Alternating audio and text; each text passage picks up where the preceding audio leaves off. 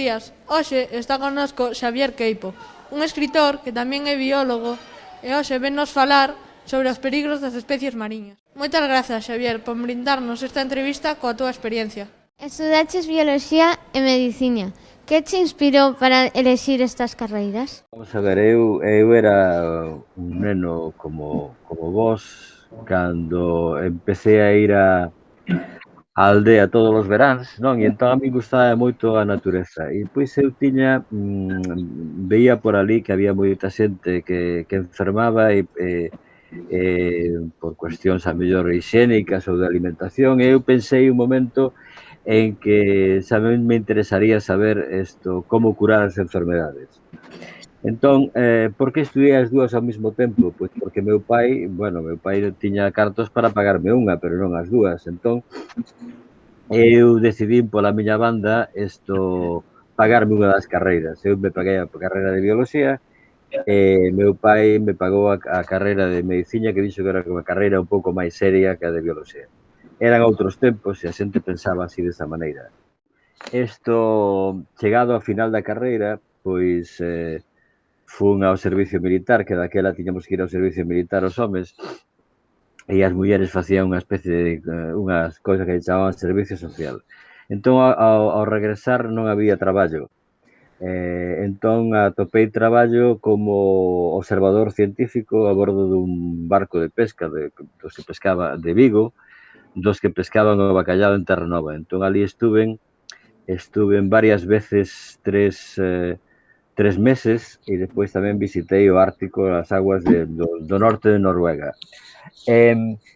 Aquilo para mí foi unha experiencia moi importante porque a máis de coñecín a pesca, coñecín o mar, coñecín a vida dos mariñeiros, coñecín a linguaxe dos mariñeiros, coñecín tamén, pois puden ver no seu medio ambiente, por exemplo, pois focas, morsas, tiburóns boreais, baleas, moitísimas baleas. Eu me acordo de estar en Terranova e mirar para toda a contorna do barco e o que se veían era, cheguei a contar unhas 50 chafarices das baleas, sabes, cando botan o aire para arriba mesturado con auga, non? Para que se ven desde unha longa distancia. Navegamos entre montañas de xeo, icebergs. Bueno, foi unha cousa moi interesante. Pasei tamén unha tormenta tropical a bordo dun barco, o que se chama un ciclón, un tifón, bueno, pasamos moito medo, pero moitísimo medo, porque, claro, aquilo movíase por todas partes. Entón, para mí significou un coñecemento moi grande da natureza e axudoume moito para o meu traballo posterior. É dicir, eu non solamente visitei esas zonas nos anos 80, senón que tamén despois, con outra categoría, en vez de ser observador científico, eu iba de controlador dos barcos, que xa falaremos despois noutro momento. Entón, estuve traballando pois casi outros 6 ou 7 anos de controlador dos barcos, pois eu a bordo dos barcos rusos ou xaponeses ou portugueses, españoles, claro, por suposto, das Illas Faro e de moitos sitios. Entón foi unha experiencia moi interesante que marcou o resto da miña vida. Como algo xa expliquei, o meu traballo pois foi mudando co paso dos anos. E agora xa son un tipo un pouco maior, non? Teño 63 anos e medio, xa ben pronto me vou a retirar. Entón xa non podo andar saltando dunha Zodiac a un barco subindo as escadas de gato pola borda, non?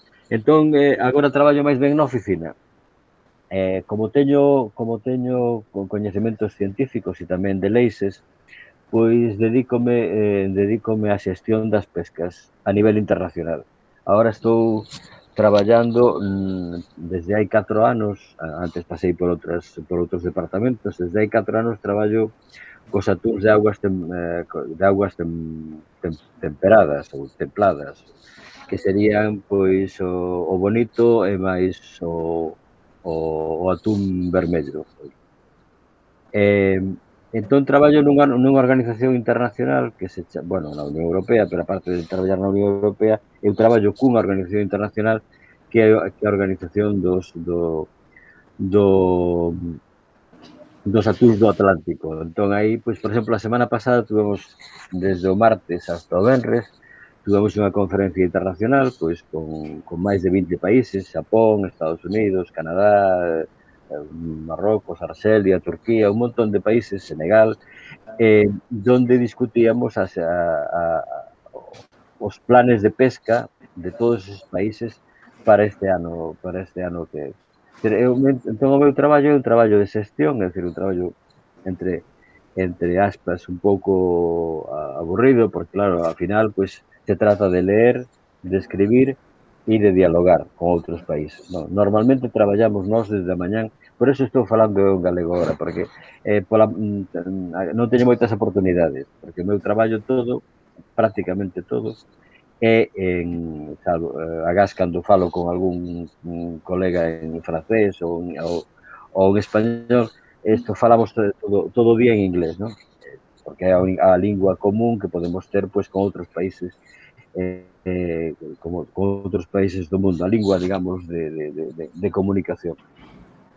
Entón, o meu traballo, agora, desde hai un ano, estamos en teletraballo, xa imagínate, que o meu traballo é prender o ordenador pola mañán e ver o que hai, digamos así, non? Ver cales son as demandas que pode haber, pois, tanto de contribución, é dicir, vos sabedes cando falan os políticos non se escriben eles os discursos, escribimoslos nós, non? Cando o Parlamento fai unha pregunta non a contesta o político de turno, as contestamos nós. Entón, basicamente, e o traballo de pasar a legislación internacional á legislación europea é o meu traballo de todos os días.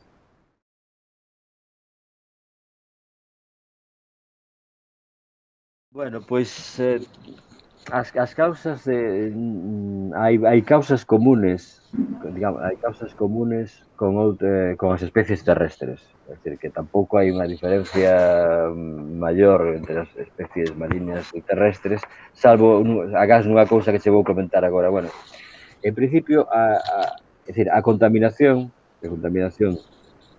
dos ríos que van a dar aos mares e dos propios mares, contaminación que case sempre ten detrás, digamos, unha orixen humana, non? É dicir, antropocéntrica, é dicir, somos nós os que contaminamos os ríos, contaminamos os mares. De diversas maneiras, non? Tanto a nivel individual, con un pouco de desleixo no tratamento no propio tratamento dos residuos, como a nivel colectivo, por exemplo, cando facemos extracción de petróleo nos fondos mariños ou cando temos minería nos fondos mariños. A contaminación é moi importante porque afecta a todas, digamos, a toda a cadena trófica, o sea, desde o plancton hasta os máximos predadores que pode haber na cadena alimenticia do mar. Tamén hai o cambio climático, depois igual falamos un pouco máis deso.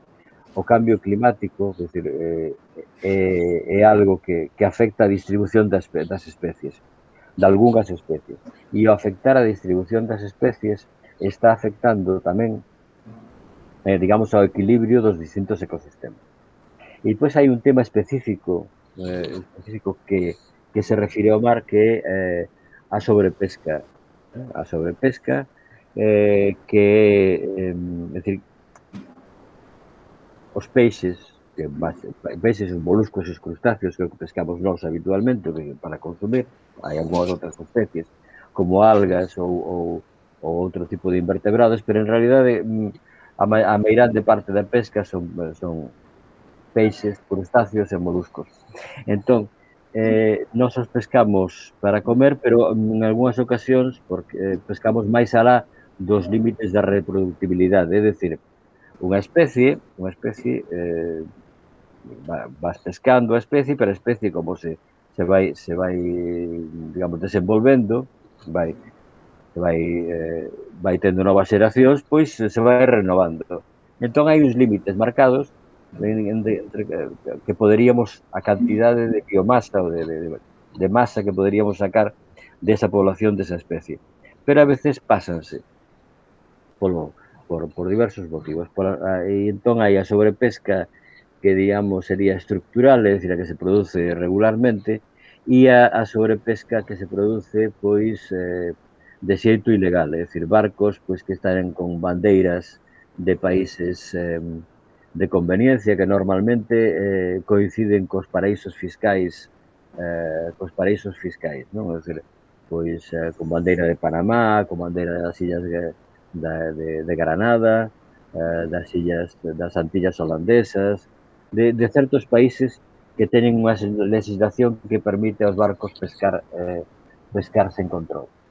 Entón, o gran problema da sobrepesca e da pesca ilegal pois é que resulta moi difícil de controlar, sobre todo cando se fai no alto mar, é dicir, fora das augas jurisdiccionais dos distintos países. Esas son basicamente as tres perigos máis grandes que son a contaminación, o cambio climático e a sobrepesca. Sobre elas, digamos que temos un posible control maior, é dicir, poderíamos influir máis na reducción da contaminación e na reducción da sobrepesca. Na modificación do cambio climático é algo bastante máis complexo porque depende de toda a nosa actividade como humanos, sobre todo, ou no que ten que ver na actividade industrial, sobre todo.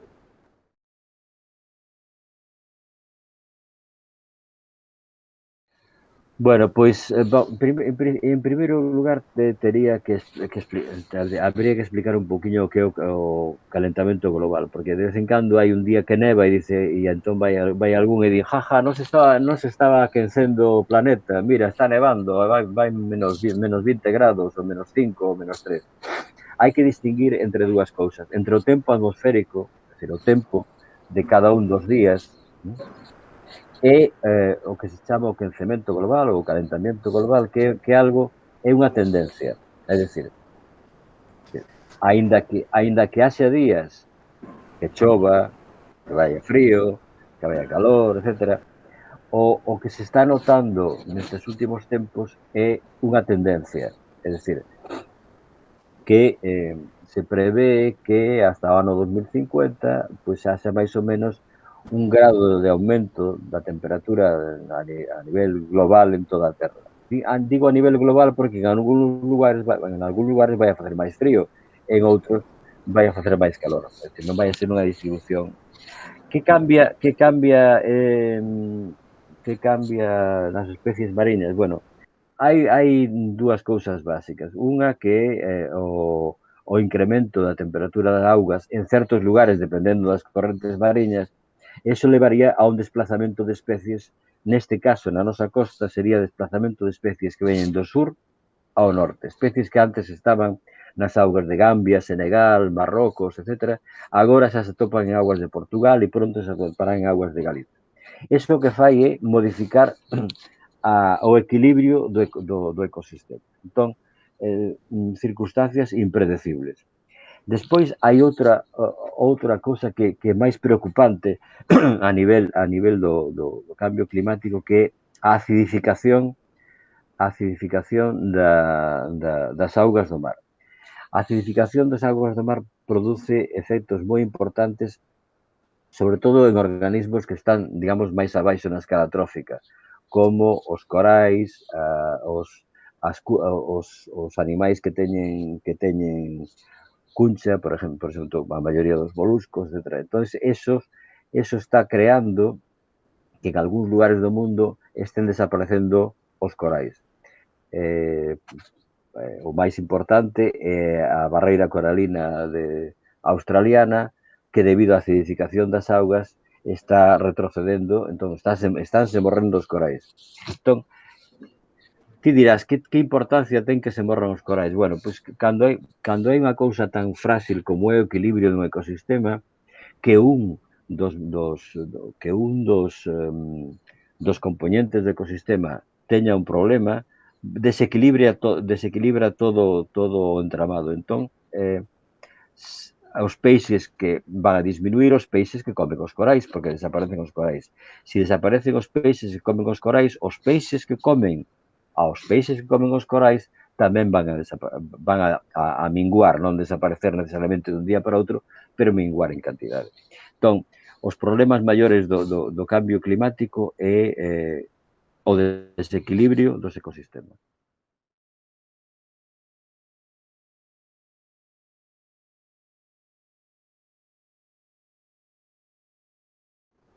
Bueno, en principio que os ríos vaisen contaminados afecta primariamente as especies que viven no río. É dicir, e sobre todo aquelas especies que fan o tránsito entre o río e o mar. É dicir, vos sabedes que hai especies que se chaman catadromas e anadromas, segundo teñan a súa reproducción, pero, por exemplo, as troitas viven no mar, no río, perdón, pero, por exemplo, os salmóns os as anguías viven no mar e no río. Entón, se o río está contaminado, non regresan ao río de onde proceden e non se reproducen. Entón, disminuye a súa abundancia, digamos así. Primeiro afecta o río. Estaba falando do mexillón, por exemplo, o mexillón de río, que é unha especie autóctona aquí en Galicia, moi importante, porque dá unha imaxe da pureza das augas. E me acordo cando era pequeno e me iba a bañar ali en Pazos, perto de Padrón, no río Sar, había mexillóns no río, non? Entón, agora non nos hai, porque os mexillóns do río teñen unha etapa larvaria que pasa nas branquias das troitas. Entón, se non hai troitas, as larvas de mexillón non teñen onde asentarse para desenvolverse e daquela pois non poden vivir. E pois claro, hai un fluxo importante de sustancias que vai do río ao mar. No noso caso pasa polas rías. Ten unha influencia, non sei se viches hai uns días nos xornais, a grande mortalidade que houbo de moluscos pois na ría de Arousa, pois foi debida ao incremento da cantidade de auga dulce. Cando chove moito, independentemente de que a auga vai contaminada ou non, cando chove demasiado, cambia a salinidade das rías, e ao cambiar a salinidade, certas especies non poden seguir vivindo. Se a isto engadimos unha serie de tóxicos que veñen nas augas do río, pois fai que a vida, digamos, nas proximidades do esteiro, digamos, da desembocadura, se faga máis complexa, porque ademais se produce un fenómeno que se chama eutrofización, no cal se van depositando capas de como se chama, de depósitos de lama, etcétera, con contaminantes no fondo da ría. Temos sorte, de todas maneiras, que vivimos no Atlántico. E entón, ao vivir no Atlántico, as correntes mariñas e o tempo fai que a circulación de agua das rías sea moi potente, non? Que se estén limpando continuamente ca auga que ven do fondo do mar, e ca auga que traen aos grandes temporais.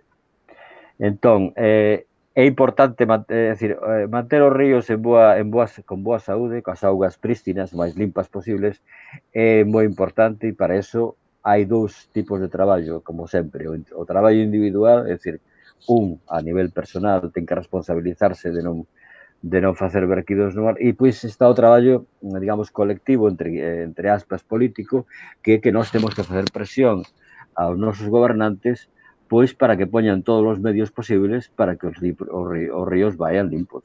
É dicir, depuradoras, evitar o verquido de sustancias tóxicas das empresas, etc. Outro tipo de contaminación son os plásticos e microplásticos. Como afectan a fauna mariña e tamén aos seres vivos que consumen produtos da pesca? Eu diría que os macroplásticos, por exemplo, as bolsas de plástico, digamos, as estruturas de plástico, esas que sustentan paquetes de seis unidades de Coca-Cola e tal, eso, digamos que é máis visible. É máis visible e entón afecta directamente, sobre todo, a aqueles organismos que viven na superficie, primeiro na superficie do mar, por exemplo, as tartarugas que veñen, por exemplo, hai dúas correntes que traen as tartarugas ás nosas costas. Unha é a corrente do Golfo de México, que atravesa todo o Océano Atlántico, e elas veñen flotando como unha especie dun río de auga que ven por aí. Non? Entón, as tartarugas, por exemplo, gustalle moito comer medusas. Entón, unha bolsa de plástico dun supermercado ou outras, flotando, pero medio submerxida en aguas intermedias, unha tartaruga a identifica como unha medusa. E entón vai e lle dá un... sigue comendo, e entón lle quedan no estómago e producen problemas digamos, de alimentación. Pasa o mesmo pois coas baleas ou cos golfiños, etcétera, no? Que van coa boca aberta e engulen cousas que lle resultan atractivas polo color, pola forma, pola textura. Pero para min eu creo que son tan ou máis perigosos os microplásticos. Os microplásticos que son, dice, os plásticos son moléculas, o sea, hai moléculas de plástico. Se fabrican plásticos, son moléculas poliamidas ou outras, non? Entón, cada unha desas pequenas moléculas, os plásticos se poden dividir pois pola erosión, pola degradación progresiva, e entón se converten en pequenas moléculas de pequenas esferas que están fluctuando na auga. Teñen dous problemas fundamentais. Tres problemas fundamentais. Un, sería que esas moléculas de plástico poden absorber, é dicir, a elas se poden pegar outras sustancias perigosas. Despois, están normalmente integradas na capa de plancton, ¿no? na superficie do mar, que aí é onde hai moitas especies que se alimentan de plancton, ¿no? O sea, por exemplo, as sardiñas non comen outra cousa que plancton. Entón, as sardiñas, cando están comendo, sorben e filtran. E entón a sardiña non é quen cando está comendo, entre aspas, no caldo que hai na superficie da auga onde está todo o plancton, o fitoplancton e o zooplancton, tamén están as microesferas de plástico. Entón, come, sacíase, o sea, sinte que está chea, pero claro, sinte que está chea ao mellor con 20 ou 30% de sustancia, de materia que non pode asimilar como son os plásticos. Entón se produce unha reducción no crecemento desas especies. Ao reducirse unha reducción no crecemento desas especies e na enerxía que esas especies teñen, tamén se produce unha disminución na capacidade reproductiva, co cal estades vendo que en algunhas zonas están non desaparecendo, pero minguando especies, sobre todo especies digamos, peláxicos, que viven na superficie e que se alimentan de plancton. Claro, esas partículas de plásticos pasan polo torrente sanguíneo e entón poden producir como esferas de absorción e entupir os capilares, non? Os capilares sanguíneos e por tanto poden producir fenómenos asociados de trombosis nos humanos, por exemplo. Eles, a cantidade se vai acumulando conforme vamos medrando na cadena trófica, desde as sardiñas, os peixes que comen sardiñas e nós que comemos as sardiñas e os peixes que comen sardiñas, de maneira que chega un momento que é realmente peligroso, sobre todo tanto polos propios plásticos como polas sustancias que poden ir adheridas a eles, como basicamente os metales pesados, o cadmio, o plomo, etc.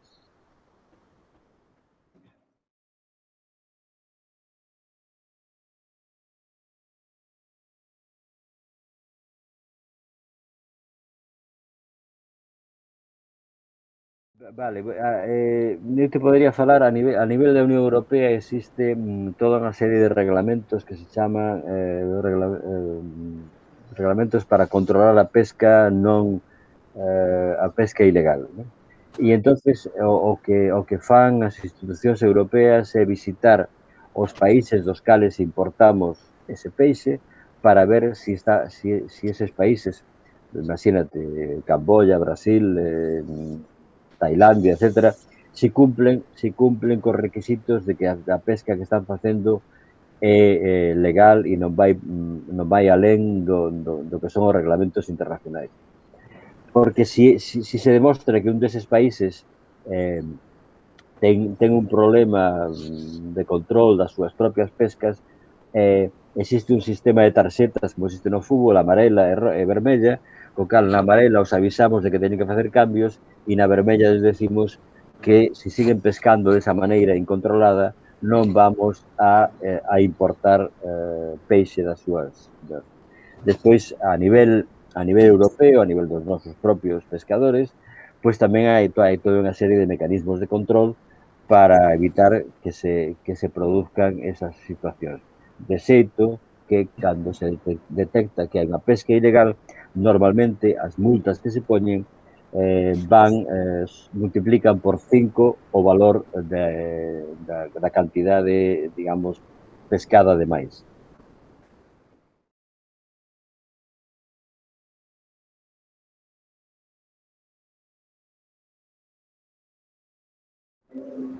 Hai dúas explicacións. Vamos, non é a primeira vez que se achegan mamíferos marinos a costas galegas. De feito, aquí houbo unha pesquería importante de baleas xa desde o século XVI, en cidades, en portos, pequenos portos da Costa da Morte, como Callón, ou Camariñas ou outros. Había pesquerías dedicadas a, a pesca das baleas, porque as baleas sempre nas súas migracións anuais pasan sempre polas costas galegas. Mais ou menos afastadas, máis ou menos próximas, depende de varios factores. Un dos factores é a potencia que teñan as correntes mariñas.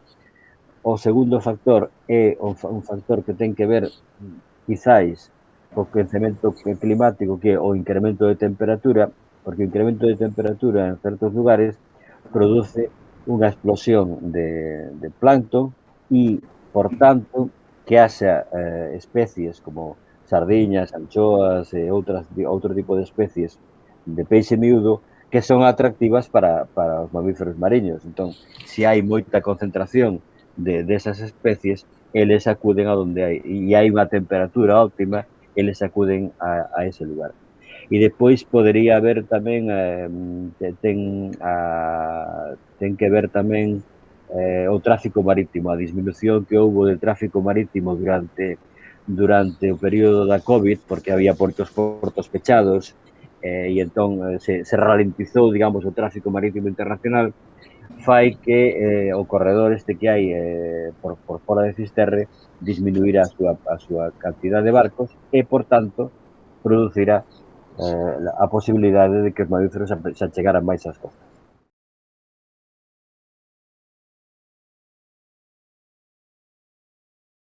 Bueno, é dicir, os que son máis por unha parte, decir, depende da razón. Si estamos falando de sobrepesca, os máis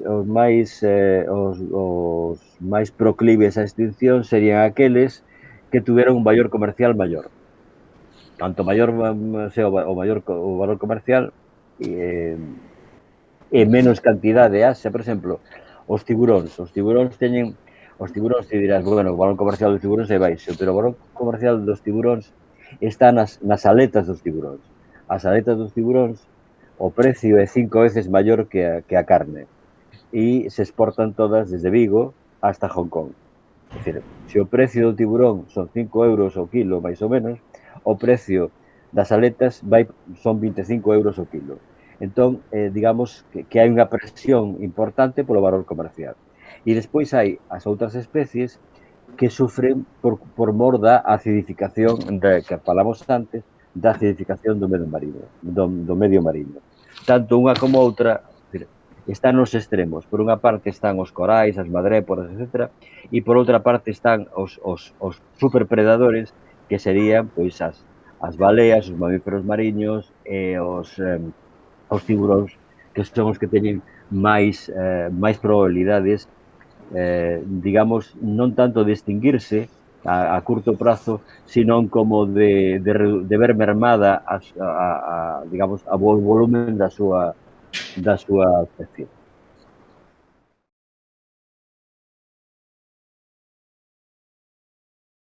Bueno, tú sempre que tes un puzzle, como é imagínate que un ecosistema que está en equilibrio é un puzzle ben construído, con todas as súas pezas.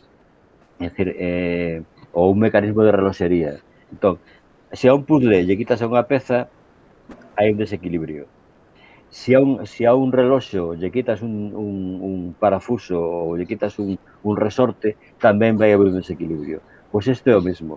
Se desaparece unha especie, digamos que as especies que dependían ou que tiñan relacións con esa especie, tanto os que as comían como os que as consumían, como as especies que eles consumían, van a sufrir un desequilibrio. E entón, non se pode decir matemáticamente que é o que vai acontecer, pero que se pode decir que vai acontecer un desequilibrio. E normalmente dese desequilibrio xa aparecen bueno, consecuencias, entre comillas, impredecibles.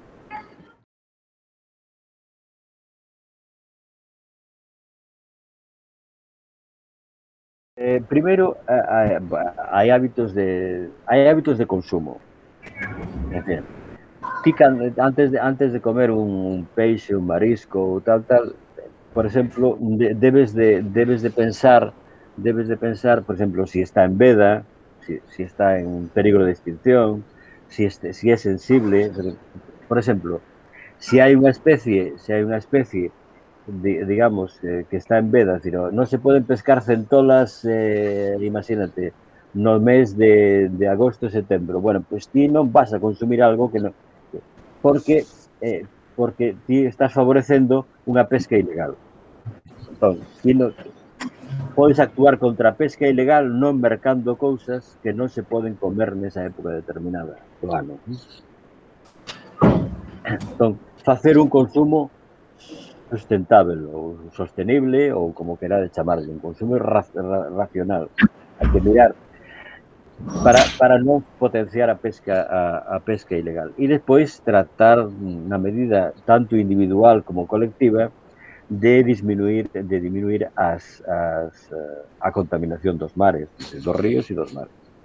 A nivel individual, xenerando o maior número posible de residuos.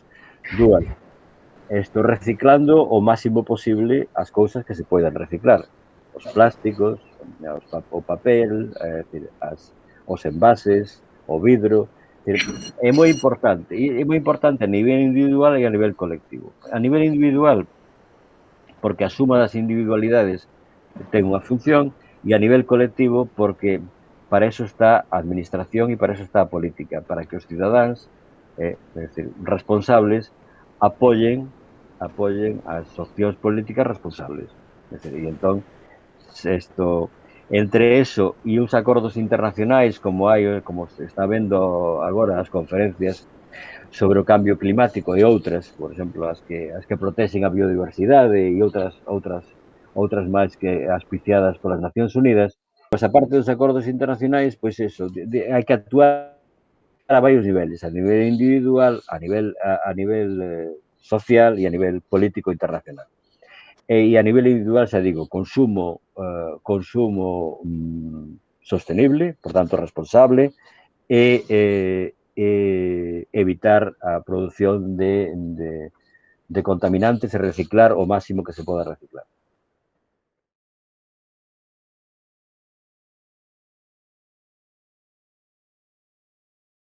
Bueno, pois gracias a vos por facer preguntas atinadas e por estar tan atentos.